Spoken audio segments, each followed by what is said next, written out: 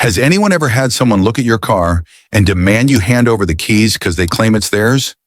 Because right now, I'm standing here watching a woman in neon clothing screaming at two police officers that my bright red Tesla actually belongs to her.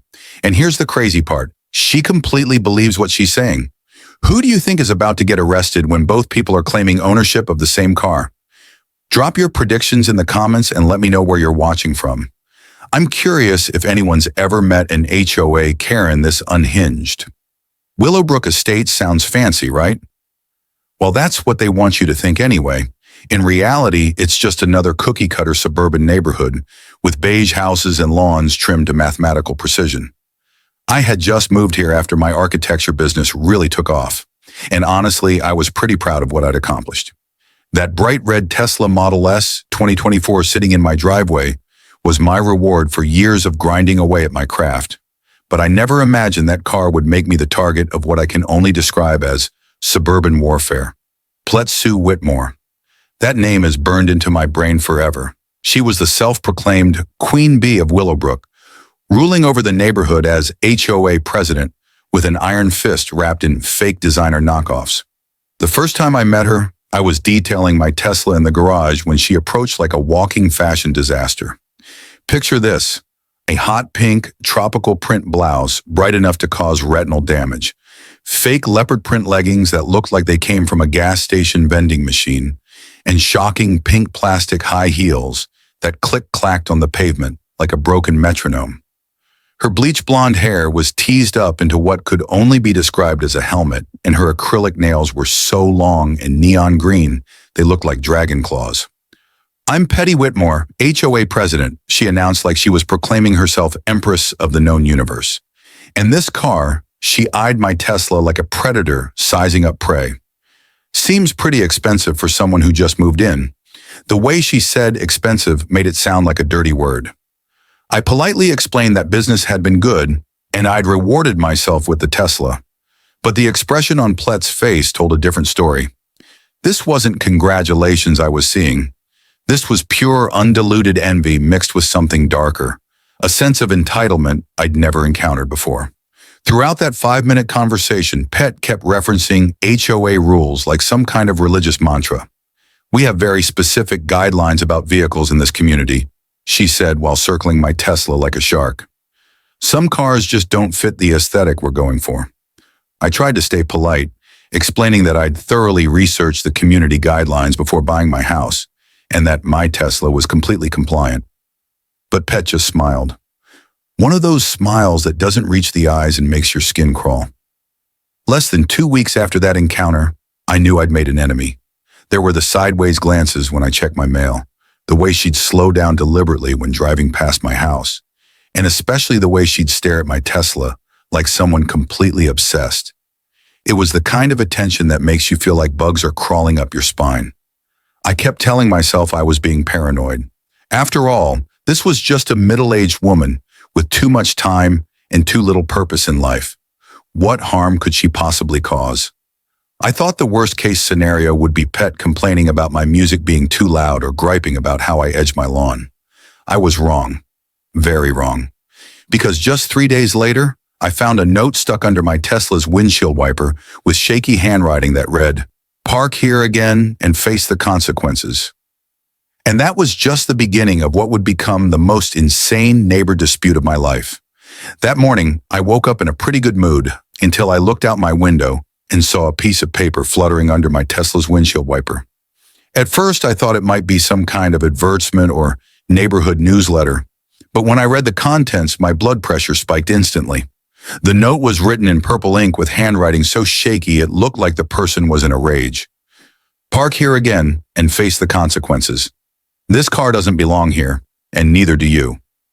Okay, this was getting serious. I immediately walked over to my next-door neighbor, Thornton Blackwood's house.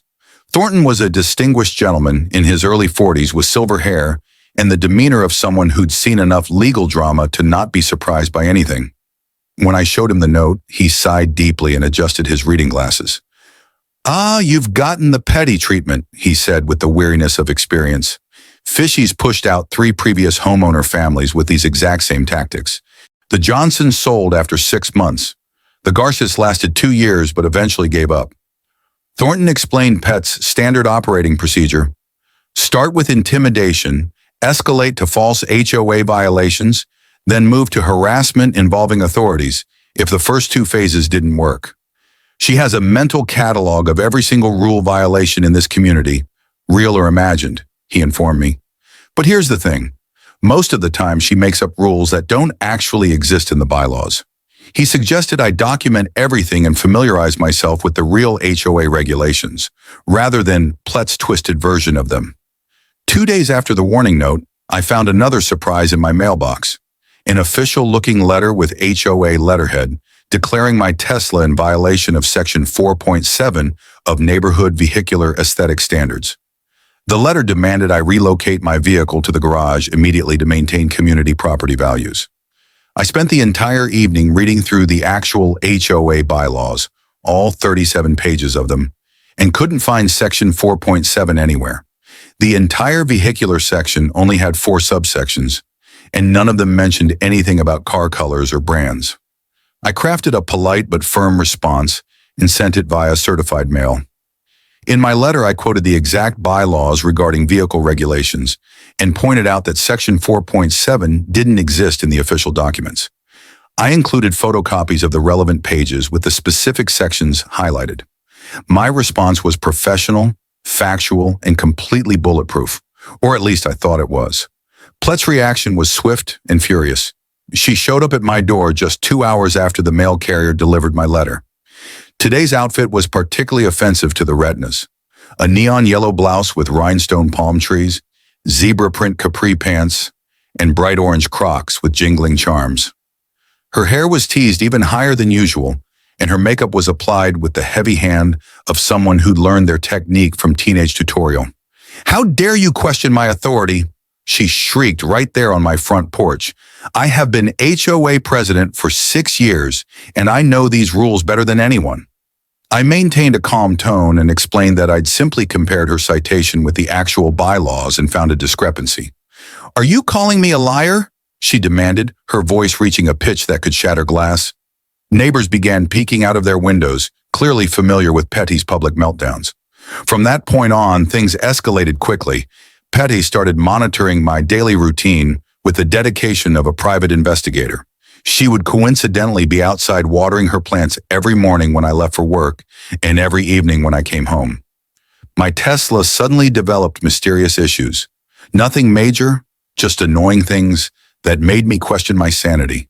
A shopping cart somehow rolled into my passenger door in the grocery store parking lot, and witnesses said they saw someone push it. Bird droppings appeared with suspicious frequency despite the fact that I parked under clear sky. Little scratches manifested overnight on my paint job, like some kind of automotive stigmata. But the real kicker was when I discovered she'd been asking neighbors about suspicious activity from my house. According to Thornton, she'd mentioned possible drug dealing because how else would someone afford a Tesla on an architect's salary, noise violations despite the fact that I barely played music above whisper level, and concerns about property values decreasing due to the wrong kind of residents moving in. I realized the situation had escalated far beyond a simple neighbor disagreement. Pet was systematically trying to build a case against me based on lies and fabrications. I thought responding with facts would end the drama.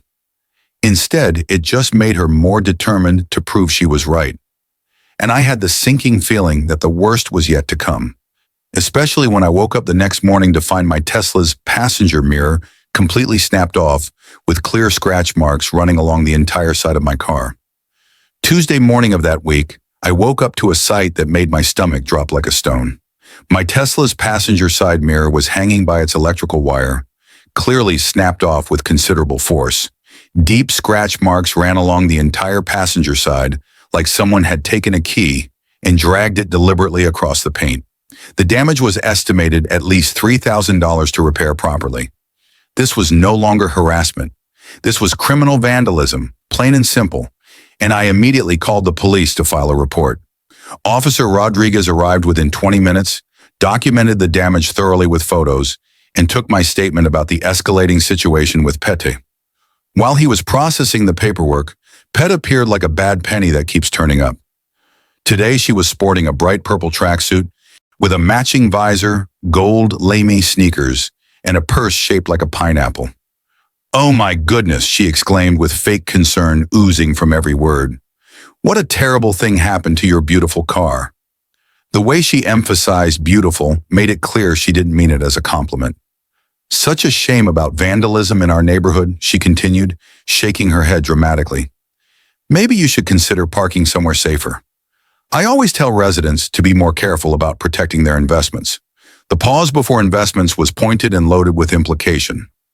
Officer Rodriguez glanced at her with an expression that suggested he'd encountered Petty's brand of concern trolling before. After he left, I knew I needed to take more serious precautions.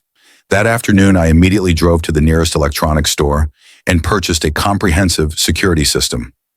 Thornton helped me install discrete cameras covering the entire front of my property, including the driveway where my Tesla was parked. "Trust me," he said while adjusting the final camera angle. "You're going to need evidence when she strikes again, and she will strike again. They always do." 2 days later, my camera system proved its worth beyond my wildest expectations. I was reviewing footage from the previous afternoon and discovered something extraordinary. Crystal clear video of Petty approaching my Tesla during the middle of the day when the neighborhood was deserted.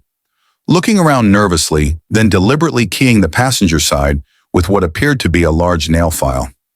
The video quality was excellent, good enough to see the rhinestone details on her tracksuit and the expression of vindictive satisfaction on her face when she examined her handiwork. I had my smoking gun. The evidence couldn't have been more clear if she'd left a signed confession, but Thornton advised patience when I showed him the footage. "Let's build a stronger case," he suggested, with the wisdom of someone who'd practiced law for decades. "Document everything systematically. If she escalates further, we'll have a comprehensive record of the harassment pattern that no court could ignore." The next phase of her campaign was more sophisticated and systematic. She'd apparently researched permitting requirements for various home improvements and began filing complaints with the city about supposed violations at my property. These complaints ranged from the absolutely ridiculous to the completely fabricated.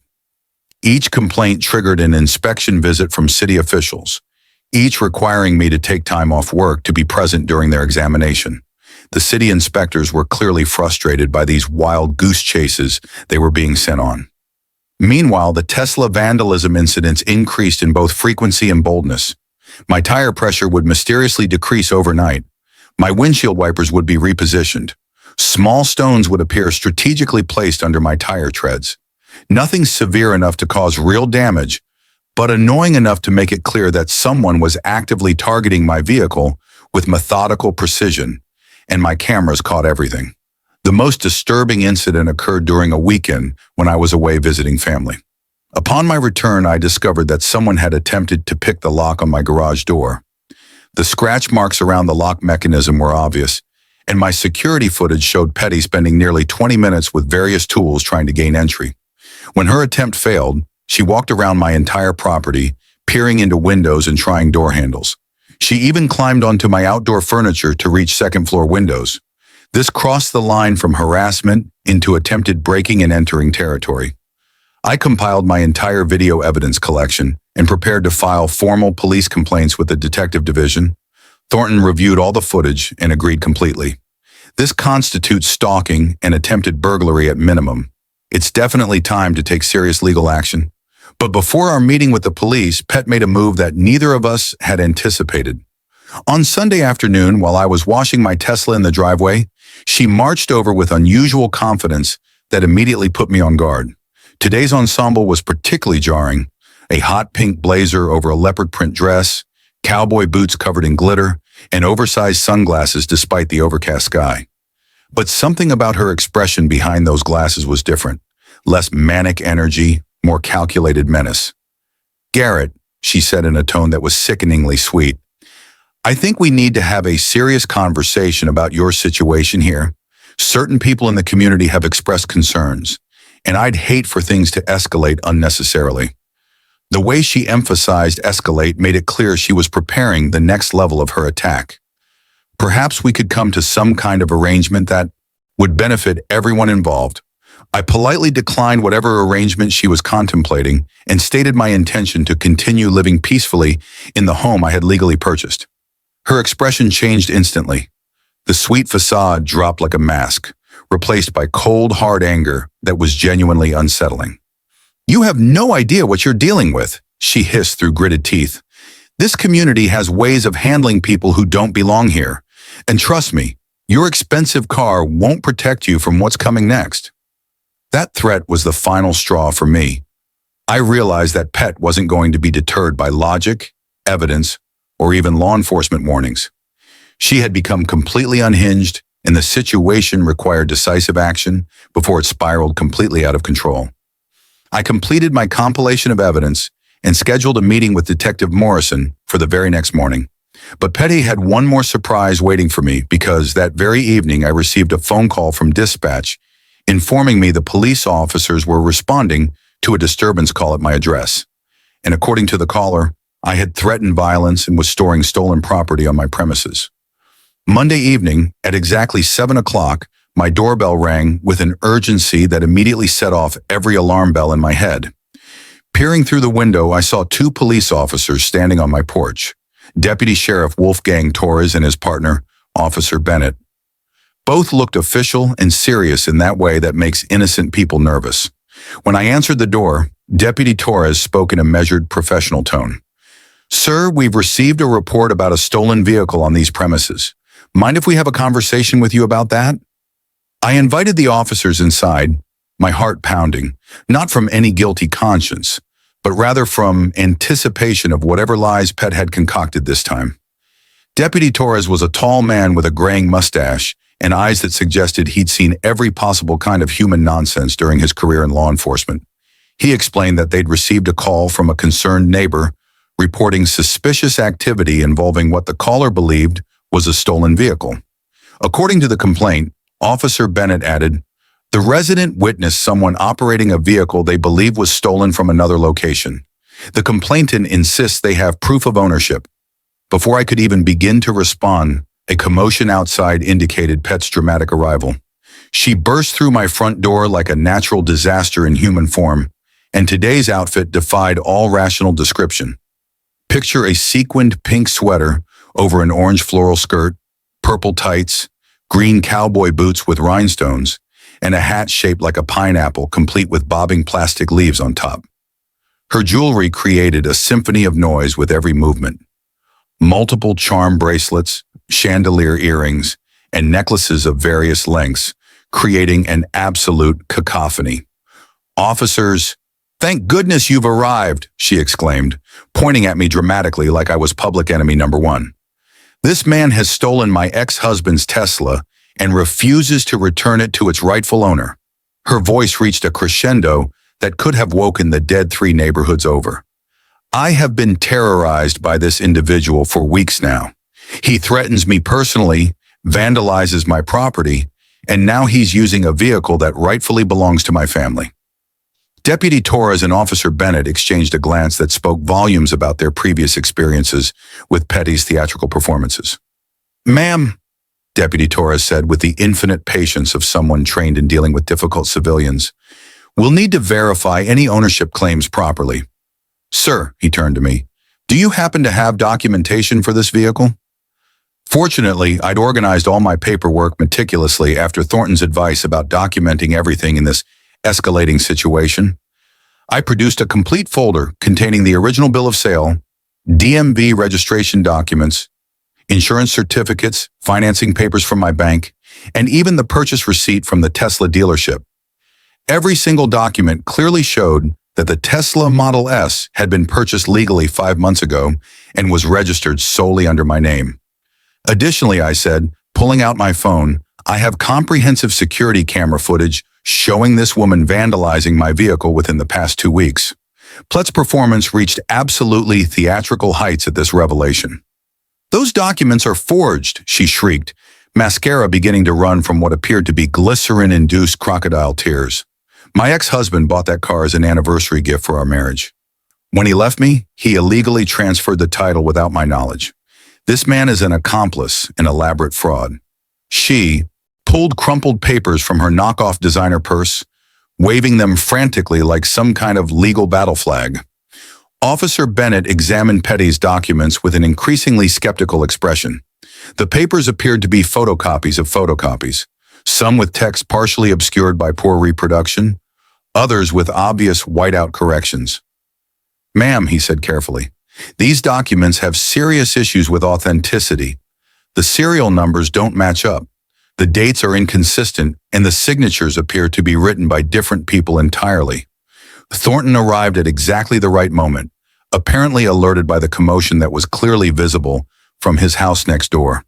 He brought additional documentation, neighborhood security camera footage from multiple houses showing my Tesla consistently parked in my driveway over the past several months, and official HOA records showing no ownership disputes filed through proper channels. Deputy Torres made a radio call to verify information with the DMV database in real time. The confirmation came through like the voice of sanity cutting through chaos. The Tesla Model S was registered exclusively to my name, with no ownership disputes, liens, or claims on file anywhere in the system. The financing was verified through a legitimate bank loan, and there was absolutely no connection whatsoever to Petty or any ex-husband named Charles. While we waited for the verification, Pet launched into increasingly desperate accusations. "They're all conspiring against me," she wailed like some kind of suburban banshee. "The entire neighborhood is jealous because property values are decreasing due to the wrong kind of people moving in. This is discrimination against divorced women." She actually attempted to grab the Tesla keys from my pocket at one point, leading Officer Bennett to intervene physically but gently. Faced with this overwhelming mountain of evidence, completely contradicting her story, Pet made a decision that would ultimately lead to her downfall. Instead of retreating gracefully, she doubled down with the desperation of a gambler who'd bet everything on a losing hand. "Fine," she screamed loud enough to alert the entire neighborhood. "If you won't arrest him for theft, then I demand you arrest him for threatening me and for stolen property and for discrim." Deputy Torres sighed deeply with the weariness of someone who dealt with too many situations exactly like this one. "Ma'am, at this point, we need to advise you that filing false police reports is illegal in this state. Harassment is also illegal.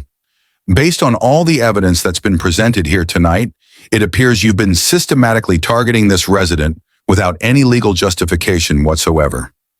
He turned to me with a professional expression. "Sir, would you like to press charges for harassment and vandalism at this time?" I considered my options carefully in that moment of unusual clarity. Part of me desperately wanted to end this nightmare immediately, but something in Plett's extremely desperate demeanor suggested she still had more tricks up her sequin sleeve. "Officers," I said diplomatically, "I'd prefer to resolve this matter peacefully if that's possible." Perhaps a strong warning would suffice for now. But Pet interpreted my restraint as weakness, which was a critical miscalculation on her part. "You see," she shrieked triumphantly, "he's afraid because he's guilty of something. If that car legally belongs to him, why wouldn't he press charges?" Then she made the statement that would become her ultimate downfall. "I know that car belongs to me because my ex-husband specifically told me he was putting the title in my name." Deputy Torres stopped and turned back with renewed interest. "Ma'am, a few minutes ago, you claimed the car was a gift from your ex-husband. Now you're saying the title was transferred to you. Which version is actually true?" Pet stumbled over her words, clearly realizing she'd contradicted herself. But instead of backing down, she sealed her fate completely. "You know what? I don't care what anyone says. That car belongs to me, and I demand those keys right now." An uncomfortable silence hung in the room like a heavy curtain that nobody wanted to pull back. 4 police officers, 1 lawyer, and myself all stared at Peta, like she just suggested we fly to Mars to resolve this property dispute. The sheer audacity of her proposal, demanding to take my Tesla for a test drive in front of law enforcement officers to prove her ownership, demonstrated a complete disconnect from reality that was both fascinating and terrifying to witness. The tension in the room was so thick you could cut it with a knife. Deputy Torres broke the silence with a carefully worded question. "Ma'am, are you suggesting that you should be allowed to operate a vehicle that you claim was stolen from you?" "Exactly," Pet exclaimed, clapping her hands together with childlike enthusiasm that made her sequins sparkle wildly under the living room lights. True owner would know all the intimate details, where every button is located, how the seats adjust, what personal preferences are stored in the memory. This man would be exposed immediately when I demonstrate my knowledge. Sergeant Williams stepped forward with the expression of someone who'd witnessed every possible brand of human foolishness during his law enforcement career and thought he'd seen it all until tonight. Ma'am, that's not how ownership verification works in the real world. We use documentation and legal procedures, not driving tests administered by alleged owners. He nodded to Deputy Torres, who began moving toward Pet with deliberate, measured steps. But Pet was nowhere near finished with her increasingly bizarre performance. Documentation can be faked, she shrieked like someone who'd fallen too deep into conspiracy theories. Only the true owner knows the secret details that can't be duplicated by criminals. She pulled yet another crumpled paper from her purse, a hand-drawn diagram of a Tesla interior that looked like something a kindergartner might create during art class. Look at this evidence. I made a detailed diagram showing the exact layout of every button, the precise color of the stitching, even the location of that tiny scratch on the dashboard from where Charles hid it. Thornton leaned over to examine her diagram and had to suppress a chuckle that threatened to escape despite the serious nature of the situation. The drawing looked like an elementary school art project. Stick figure representations of seats, random circles labeled buttons in crayon, and an arrow pointing to an alleged scratch with a note scrolled beside it. Officer Bennett caught a glimpse of this masterpiece and had to bite his lip to avoid laughing outright at what was supposed to be serious evidence in a criminal investigation. Plett's carefully constructed facade finally began to crack like old paint peeling off a weathered house. That car belongs to me. I know it does because she trailed off suddenly, clearly realizing she was about to reveal something highly incriminating. Because why, ma'am? Deputy Torres prompted gently, sensing that we were approaching a critical moment. This was Pet's fatal moment of truth, and instead of admitting defeat or seeking help, she made one final desperate play.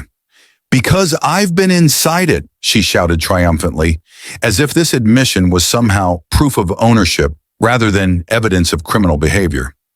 I know exactly how the seats feel when you sit in them, how the radio system works, where the spare charging cable is hidden in the trunk. You can't know those intimate details without being the rightful owner. Unfortunately for Petty, this confession had just confirmed multiple breaking and entering charge.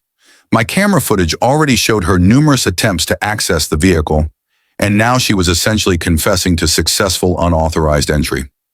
Officer Bennett immediately stepped forward with renewed interest. Ma'am, are you stating under oath that you've been inside this vehicle without the owner's permission? Realizing the enormous mistake she just made, Pet attempted some frantic backtracking that only made things worse. No, I mean, yes, but it's not breaking in when it's your own car. Charles gave me permission years ago when we were married. Deputy Torres had clearly reached the absolute limit of his professional patience.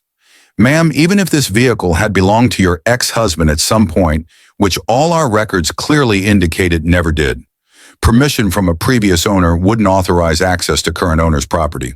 He signaled to Officer Bennett, who began approaching with handcuffs ready. Now wait just 1 minute. Pet suddenly adopted the tone of an indignant citizen being wrongly accused by a corrupt system. Are you actually going to arrest me for claiming my own property? This is America. I have constitutional rights. Sergeant Williams delivered the final verdict with absolute authority. Ma'am, based on the evidence presented and the admissions you've made tonight, you're under arrest for harassment, filing false police reports, attempted theft, and criminal trespassing. This is absolutely outrageous, she screamed as the handcuffs clicked into place with finality. That car is mine. You can't arrest someone for trying to reclaim their own property. The neighbors who had gathered outside parted like the Red Sea to allow passage of this unprecedented spectacle. Pet in handcuffs, still wearing her pineapple hat and sequin sweater, created a scene that would become neighborhood legend for years to come. Even as the squad car door closed behind her, she continued shouting through the window, "Check with Charles. Call my ex-husband. He'll tell you the truth." Unfortunately for Petty, the officers were already planning to do exactly that. 2 days after Petty's dramatic arrest, the truth began emerging, like pieces of a puzzle clicking into place to reveal a picture far more disturbing than anyone had anticipated. Deputy Taus returned with an update that revealed the true extent of Petty's delusion and the pattern of behavior that had been escalating for months. We contacted ex-husband Charles Whitmore, he informed Thornton and me during a follow-up visit to tie up loose ends. The gentleman was extremely cooperative and frankly completely unsurprised by Pet's behavior. Charles, as it turned out, was indeed a wealthy attorney, but he had divorced Pet after discovering a series of financial irregularities during their marriage that suggested deeper psychological issues than anyone had realized at the time. He never owned a Tesla of any color, Torres explained with the methodical precision of someone reading from official reports. It actually drives a conservative black Mercedes sedan and has comprehensive documentation to prove it. Furthermore, he's had a restraining order against Petty dating back 18 months due to ongoing harassment and increasingly delusional claims about property ownership. The plot thickened considerably when the investigation revealed a disturbing pattern of similar behaviors dating back several years. This isn't the first time she's claimed ownership of expensive vehicles, Officer Bennett added, consulting his notes. We found police reports from 3 previous neighborhoods showing incidents involving a BMW, a Lexus, and even a neighbor's boat. It's always the same story. Her ex-husband supposedly bought the item for her as a gift, but somehow the legal ownership got confused during their divorce proceedings. The most revealing discovery came from the search warrant that had been executed on Plett's residence following her arrest. Inside her house, investigators found what could only be described as a shrine-like collection of printed photographs of my Tesla taken from various angles and distances over several months. Some photos had clearly been taken through the windows of my house while I was away. Others showed my vehicle in parking lots around town, grocery stores, and even at the Tesla service center where I'd had routine maintenance performed. A wall calendar was marked with cryptic notes tracking my daily routines with the dedication of a professional stalker. The court-ordered psychological evaluation concluded that she's suffering from severe delusional disorder combined with narcissistic personality traits that have been exacerbated by the stress of her divorce. Torres continued, his tone becoming more clinical. The psychiatric assessment recommended immediate professional treatment. Apparently, Petty genuinely believed the elaborate story she was creating. The divorce trauma combined with sudden financial stress and the loss of the lifestyle she'd enjoyed triggered a complete break from reality. The community response was swift and decisive once word of Petty's arrest spread through the neighborhood grapevine. An emergency HOA meeting was called to remove her from her position as president, and Thornton helped document years of legitimate complaints against her from multiple residents that had been ignored or dismissed. The vote was unanimous, he reported with obvious satisfaction. The board also approved full reimbursement for your Tesla damages from the HOA emergency fund, since this was clearly an abuse of power by someone in an official position. The criminal charges against Petty proved to be quite substantial when the district attorney's office finished reviewing all the evidence. She faced multiple felony counts, stalking, criminal harassment, filing false police reports, attempted theft, and breaking and entering. The district attorney was particularly interested in the false police report charges. Torres explained, filing multiple false reports that waste public resources is considered a serious offense in this jurisdiction, especially when done repeatedly and systematically over several months. During the plea negotiations that followed, even more disturbing details emerged about Pet's true financial situation and mental state. The divorce had left her in significant debt with minimal income, and her ex-husband had been paying substantial alimony just to keep her housed and fed. My Tesla represented everything she felt she'd lost: success, luxury, social status, and the respect of her peers. The psychiatrist described it as a form of symbolic ownership, Torres elaborated. In her mind, admitting that the car didn't belong to her would have meant admitting that her entire identity and self-worth had been false all along. In a surprising development, Charles Whitmore contacted me directly about a week after the arrest to personally apologize for his ex-wife's behavior and the trauma she'd inflicted on me and my property. I suspected she might eventually target someone with a Tesla, he said during our phone conversation. I tried to warn the police about her dangerous obsessions and provide them with background information, but legally there wasn't much more I could do until she actually committed crimes against a specific victim. He offered to cover the entire cost of my Tesla repairs and provide a character reference for any legal proceedings that might arise from the incident. More importantly, he gave me insight into Petty's mental deterioration over the past few years, which helped me understand that her behavior wasn't personal. It was the manifestation of serious psychological issues that required professional intervention rather than simple punishment. The community healing process began almost immediately after Petty's removal. Neighbors who had previously walked on eggshells around her began emerging with their own stories of harassment and intimidation that had gone unreported for fear of retaliation. Mrs. Patterson from the corner house revealed that Pet had accused her of stealing garden gnomes and had filed multiple complaints about her suspicious nighttime activity. Mr. Kim from across the street had been reported for disturbing behavior that turned out to be him coming home from late shifts as an emergency room doctor. A new HOA president was elected within 2 weeks, a quiet, competent accountant named Rebecca Hoffman, who immediately implemented transparent procedures and accountability measures to prevent future abuses of power. No more unilateral decision-making, Thornton noted with obvious relief. Every major decision now requires a board vote and community input. We're actually going to function like a proper homeowners association instead of someone's personal thief. Pet eventually agreed to plead guilty to reduced charges in exchange for mandatory psychiatric treatment and full restitution for damages. She was sentenced to 18 months of supervised probation, 200 hours of community service, and was required to relocate outside of the county as part of the plea agreement. The judge was particularly disturbed by the premeditation aspect of her behavior. Torres explained during our final meeting, the camera evidence showed planned, systematic harassment over an extended period, which indicated she was fully aware of what she was doing rather than acting impulsively. 6 months later, Willowbrook Estates had been completely transformed by the shared experience of dealing with Patty's reign of terror.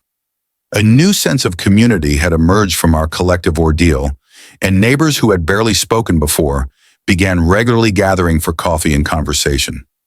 My Tesla still sat in the same parking spot every evening, but now it represented something different, a symbol of standing up to bullies and the power of community solidarity in the face of individual madness. The experience had taught all of us valuable lessons about the importance of documentation, the need to support each other against harassment, and the fact that sometimes the most reasonable response to unreasonable behavior is to let the legal system do its job. 6 months after the dust had settled from Petty's dramatic arrest and subsequent legal proceedings, I received an unexpected piece of mail that provided the final puzzle piece to understanding just how deep her problems had run. The letter came from Charles Whitmore's divorce attorney, containing details about Pet's financial fraud during their marriage and a documented pattern of delusional behavior regarding property ownership that stretched back several years before she'd ever encountered my Tesla. According to the legal documents, Pet had repeatedly claimed ownership of various items during the divorce proceedings, from jewelry she'd never purchased to furniture that had belonged to Charles's family for generations. The psychiatric evaluation ordered by the divorce court had revealed a complex web of narcissistic delusions and an inability to distinguish between things she wanted to own and things she actually owned. My Tesla had simply been the latest and most public manifestation of a long-standing mental health crisis. The community healing process that began with Petty's removal continued to strengthen over the following months. Other neighbors came forward with their own stories of harassment and intimidation that painted a picture of someone who had been systematically abusing her HOA position for years.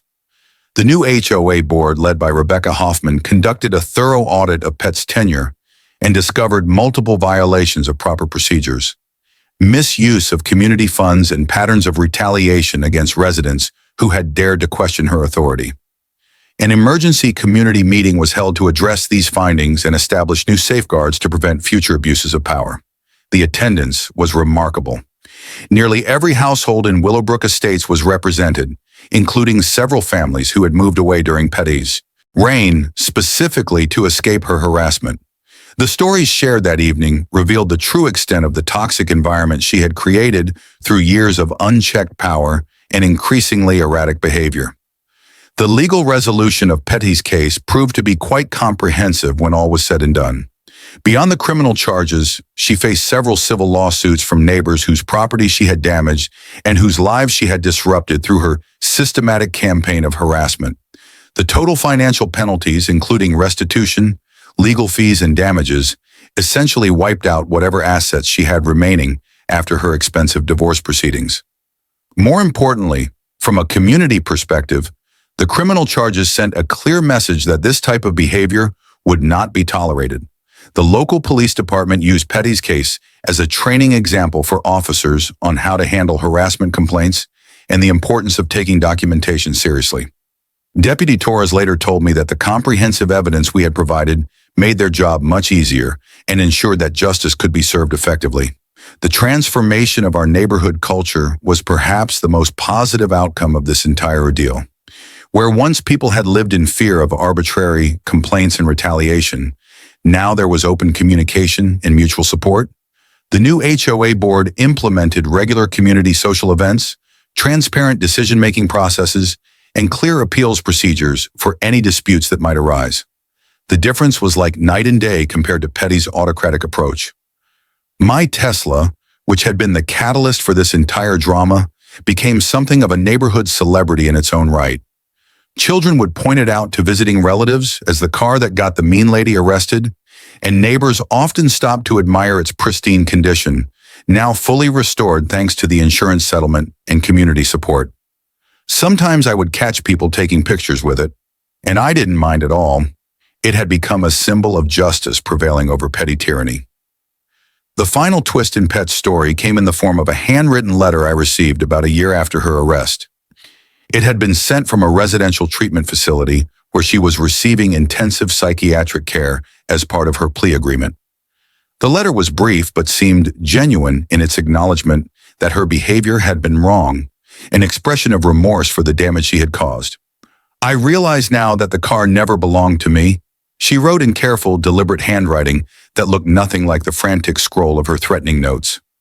I'm working with doctors to understand why I needed to believe it did, and why I couldn't accept reality when it was right in front of me. Thank you for not pressing for the maximum charges against me. I hope that someday I can make proper amends for what I put you and our community through. Reading that letter, I felt a complex mix of emotions. Relief that she was getting help, sadness for the mental anguish she must have been experiencing, and hope that her treatment would be successful. Mental illness doesn't excuse harmful behavior, but understanding the underlying causes can help prevent similar situations in the future. I decided to keep the letter as a reminder that even the most frustrating human conflicts usually have deeper roots than what appears on the surface.